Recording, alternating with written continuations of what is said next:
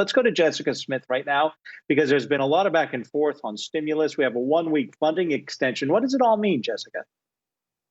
Well, Adam, the Senate is now adjourned until Monday, but lawmakers will continue to negotiate over the weekend on the stimulus package and on a long-term spending package. They did, as you mentioned, pass a short-term bill that will keep the government up and running for another week. President Trump still has to sign that bill, but there was some drama before the Senate passed it. There were some questions of whether or not a few senators would actually block that bill. One of them being Senator Bernie Sanders. He was threatening to block the CR over stimulus checks. He and Senator Josh Hawley want their bill to be considered, which would give another round of $1,200 checks to Americans. We heard from Senator Sanders on the floor right before that vote saying that he's backing down this time, but next week, when the government funding is up again, he won't back down. Let's watch.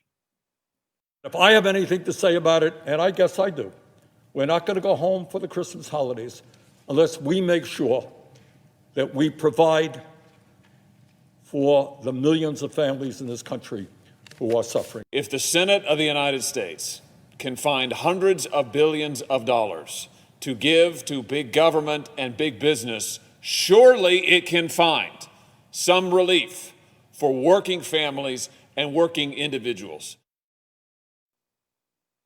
There has been some talk today in that bipartisan group about switching out state and local aid for another round of stimulus checks. It's not clear if that is actually going anywhere, but that idea has been tossed around some today.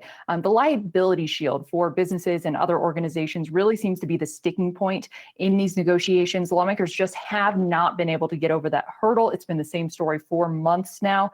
Separately from the bipartisan group that is working on a plan, that $908 billion plan, leadership and appropriators are also working on that long-term stimulus package, and they're trying to find agreement on a few coronavirus relief measures to put in that package. So we'll have to see what happens here over the weekend. Adam. Quick question for you. Josh Hawley is really making a name for himself. Is he more of a force than, say, Mitch McConnell as far as reaching out to try and find this compromise? I'd say, the fact that he is reaching out to Senator Sanders, one of the most progressive senators in Congress, definitely shows that he's willing to give a little more than Mitch McConnell has been so far. Majority Leader McConnell has really been stuck on that liability provisions. He did say that he would be willing to drop that, but only if Democrats also dropped state and local aid. So Hawley has, held a hard line on many issues, but this is one that they happen to find an agreement with. I think it's one of the few times that you'll see Hawley and Sanders on the same page.